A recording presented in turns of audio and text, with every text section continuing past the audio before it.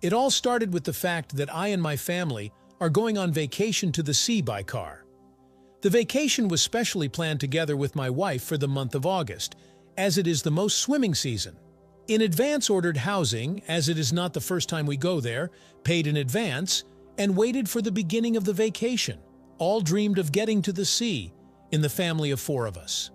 We decided to go as usual by car, although it is far away, almost 2,000 kilometers, but still for us, it is cheaper than the train.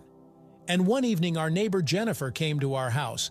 I practically do not communicate with her, only say hello. My wife Trixie knows her better, and that only next door sometimes go to each other. So I was sitting in the hall and watching TV. They were chirping in the kitchen about their business, and suddenly I heard that my wife tells Jennifer that we are going to the sea to rest. She said that also would not mind to go on vacation, but only does not know where. And then my dear wife offered her to go with us, only in her car because she drove a car. She has a small ladies' car, Fiat. She started to refuse. She was afraid to go so far, because it's not a joke to drive almost 2,000 miles one way. But my Trixie was persistent and persuaded her to go together. We know the road. I sat and did not interfere in their conversation. In the evening, when we were going to bed, Trixie told me about her idea to invite Jennifer to the sea with her. Honestly, I didn't like her idea very much. She said she'd have to go slowly, and that it would take strangers with her. But Trixie started to persuade me. She said she wouldn't be bored, she'd have someone to talk to, and you'd go fishing, and I'd be alone. So we argued for a long time.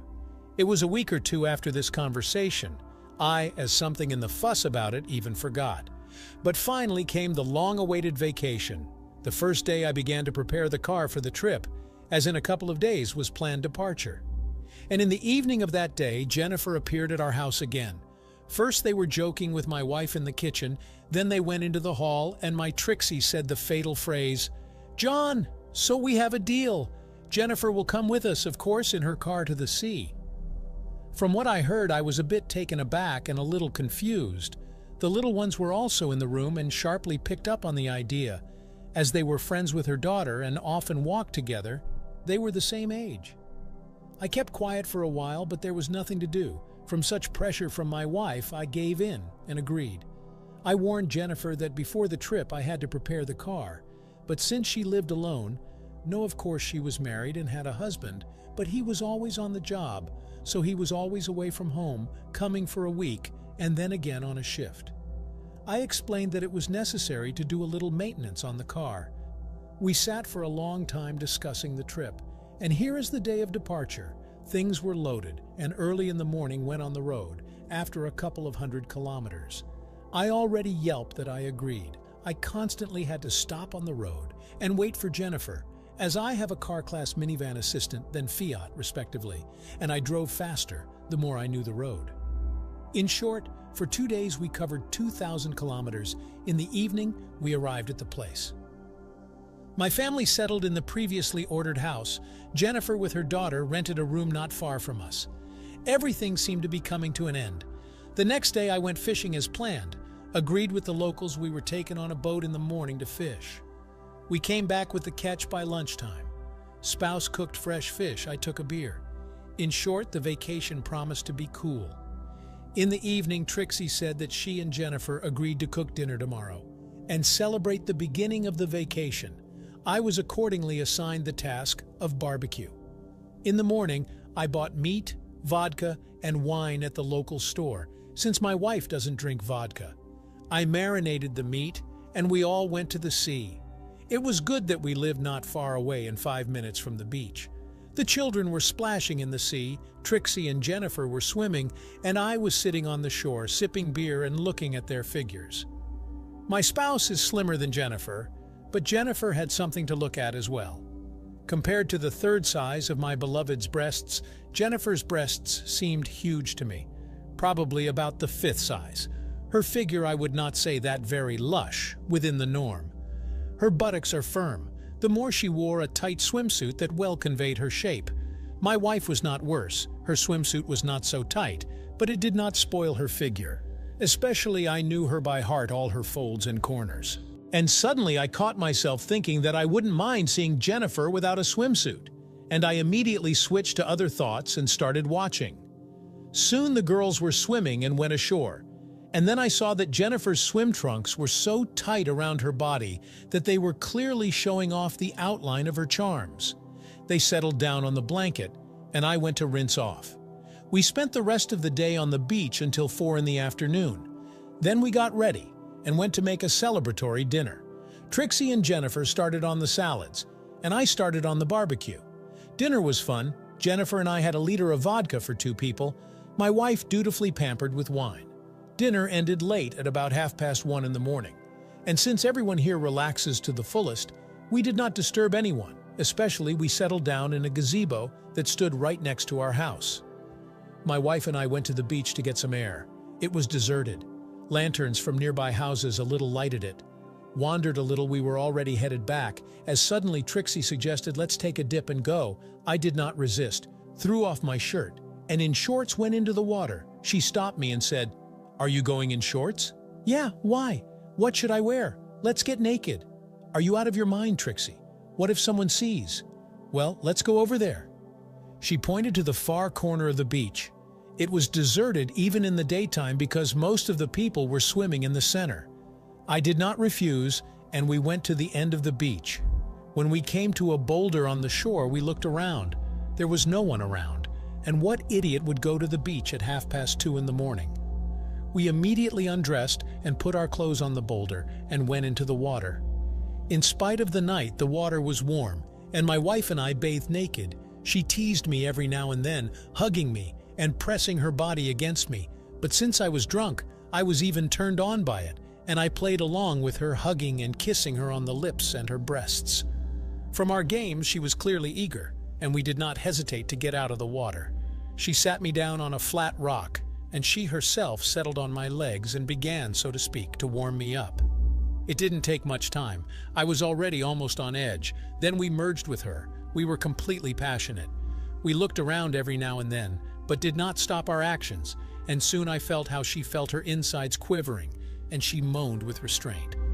I decided not to prolong the process, and after a couple of minutes, we finished lying down and kissing gently. After taking a breath, we went to rinse off and pulled on only our outer clothes and went to sleep. In the morning, I woke up with a headache. Trixie pulled me to go to the nearest village for groceries, and it's 60 kilometers, to which I unequivocally reacted, "Say, where should I go with a drink?" and offered her to go herself. She drives my car, but reluctantly. There was nothing to do, and she agreed. The kids asked me to go swimming on the beach. I was left alone in the cabin to lie down with a headache. After lying down for a while, I got up and went to the store to get a beer. On the way back, I ran into Jennifer. She too complained about the headache. No wonder. Probably the vodka was of poor quality. I offered her a beer. She refused at first. I didn't insist, but out of politeness, I invited her if she decided to take me up on my offer, and headed for the lodge. Having settled down in the gazebo where we had dinner yesterday and grabbed the remains of yesterday's barbecue, I sat peacefully and drank beer, snacking on meat. About a half hour later, Jennifer came in and was tempted to have a beer. We sat sipping beer and talking about nothing, and suddenly I noticed that Jennifer started to get drunk on beer. It had been a lot to drink last night, and today's beer was on top of last night's alcohol, which hadn't fully weathered.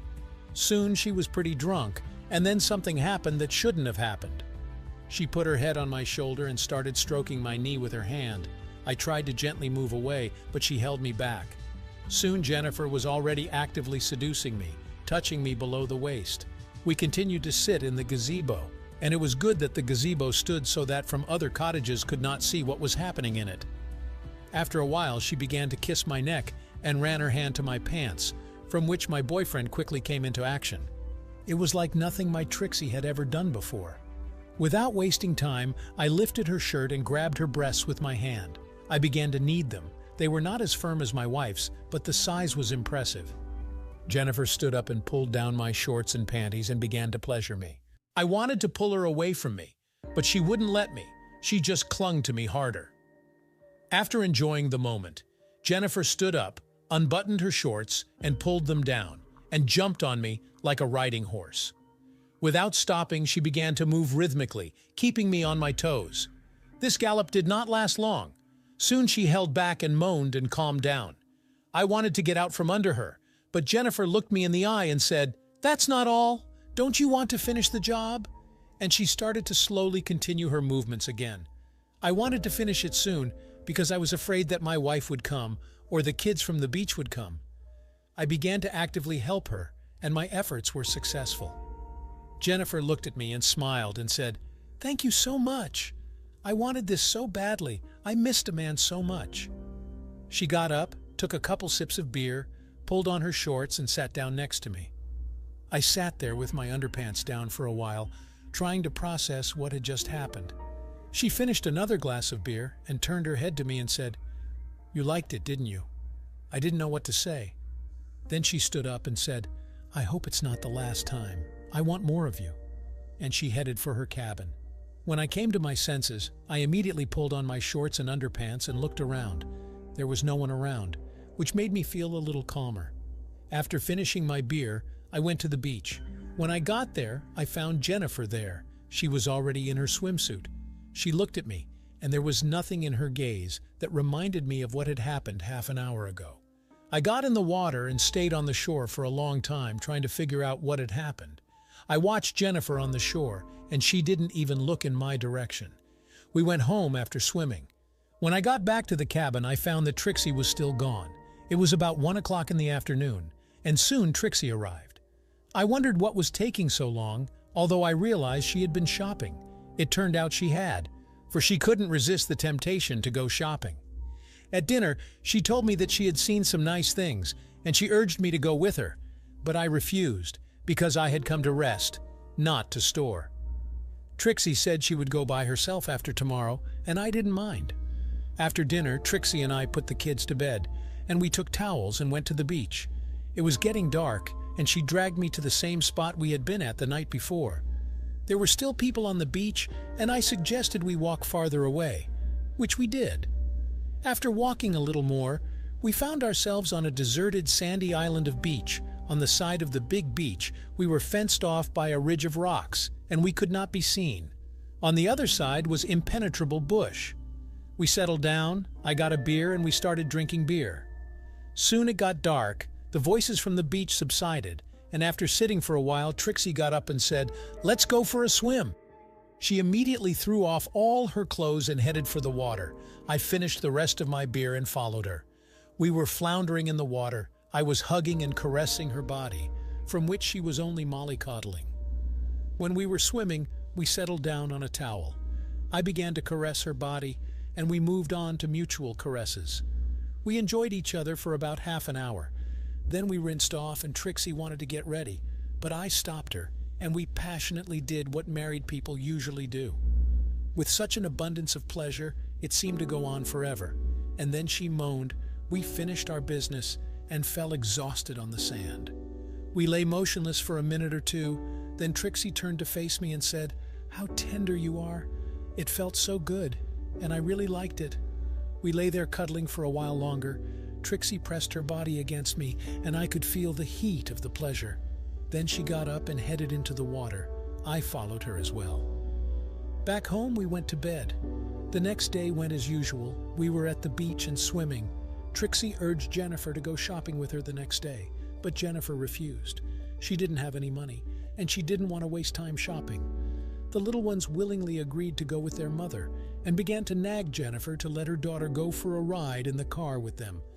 Jennifer was against it at first, but Trixie persuaded her, and she gave in. The next morning, Trixie went shopping as planned and said they would have lunch there and be back by 4 o'clock. After seeing my wife off, I went to the beach on my way to the store and got a beer. Having settled down on the beach, I went for a dip and started to drink cool beer without hurry. After an hour and a half, Jennifer came out to the beach. She saw me, and with a smile on her lips, she came to me, spread a blanket, and lay down next to me. I treated her to a beer. Then we went for a swim, and she tried to press herself against me. Then she came closer and almost in a whisper said, "Well, what can we go already because it's getting hot?" We got out of the water, wiped ourselves off, and headed for the cabins. I immediately took a shower and collapsed on the bed and wanted to take a nap, but there was a knock on the door. I opened it, and Jennifer stood in front of me in a beach robe. Without waiting for an invitation, she entered the room. I closed the door and followed her in. She sat down on the edge of the bed and looked at me, her eyes clearly showing her desire to do something adult. She threw off her robe and remained completely naked. I came closer and took her by the shoulders and pushed her back. She lay on her back and I lay on top of her. We indulged in passion for about an hour, enjoying each other's bodies. When it came to an end, we just lay next to her with no energy.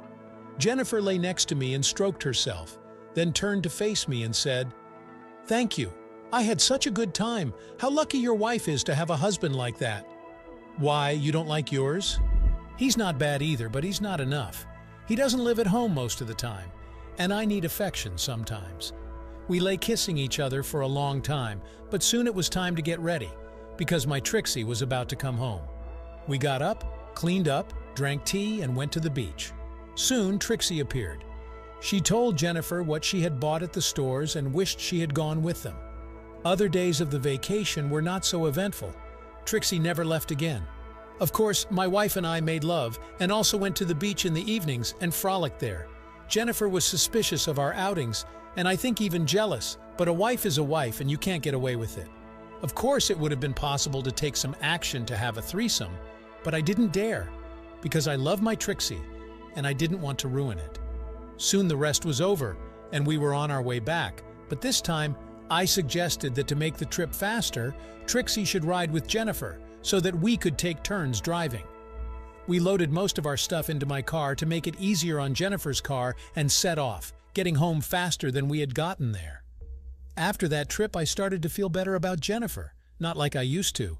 And even at her house, we got intimate with her once on occasion.